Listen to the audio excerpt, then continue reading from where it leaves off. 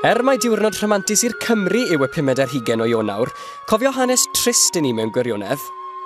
Dwynwen yw nawdd Sant Cariadon Cymru.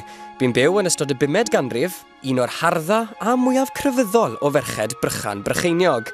Ac o styried bod ganddo 4 ar 20 o ferched, roedd hyn yn dipyn o ddweud. Yn ôl yr hanes, cwmpodd Dwynwen mewn cariad a meilon, ond yn amffodus, roedd ei thad wedi trefnu iddi briodi ar rhywun arall. Yn ei gynddaredd, treisiodd meilon Dwynwen a'i gadael. Fe wnaeth Dwynwen ddianc i goedwi gyfagos, a gweddio ar ddiw i'w rhyddhau o'i theimladau a meilon.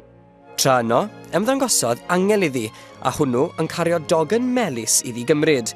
Byddai hyn yn dileu yr holl atgofion a meilon a'i droi ynte yn ddarn o ia. Yna, rhoiodd Duw 3 dymuniad i Dwynwen. Yn gyntaf, gofynnodd am ddadmer meilon.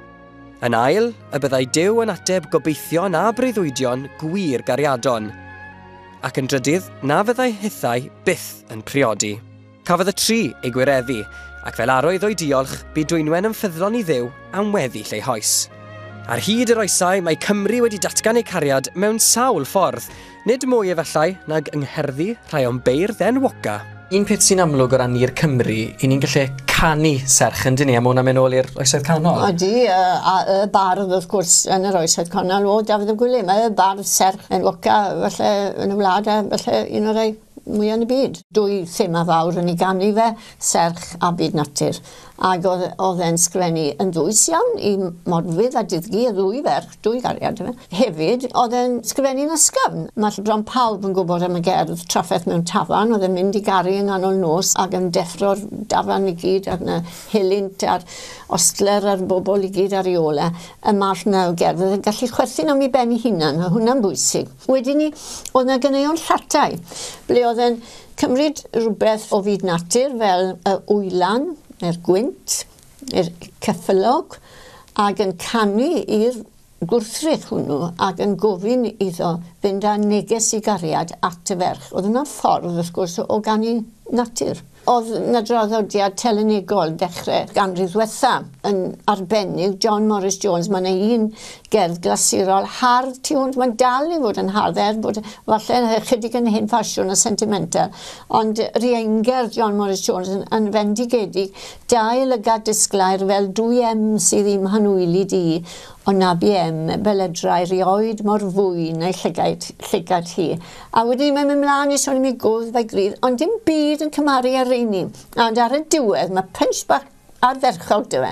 A synio rwyf, mae sŵn yr iaith wrth lithro dros i min, roes i'w gwefusau'r lluniau dro a lliw a blas y gwyn. Bydde'r gwyneb na ddim yr un peth ei bod yn siarad Cymraeg. Felly, fe allwn ni ddadle, heblaw bod Dwynwen wedi aberthu chariad hi, fe ddim dan i'r holl gampweithiau llenyddol yma?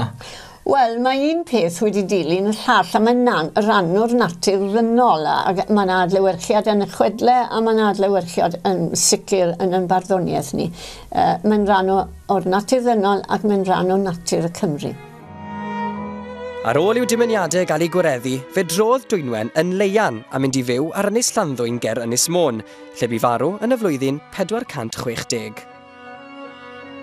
Mae olion eglwys Dwynwen i'w gweld ar yr ynys hyd heddiw. Yma hefyd mae ffynon Dwynwen, lle, mae'n debyg, nofia bysgodi'n cysygredig, a'i symudiadau yn darogan dyfodol cariadon. Os bydd y dŵr yn berwi o flaen ymwelwyr, bydd lwc a chariad yn sicr o ddilyn. O fôn i fynwy, ni'n ffodus iawn yma yng Nghymru bod gennym ni gymaint o leoliadau rhamantus i'w hymweld â nhw gyda'n cariadon. Ond mae rhaid i ni gofio na fyddai rhain yn bosib o gwbl heblaw aberth un fenyw fach dros 1400 o flynyddoedd yn ôl.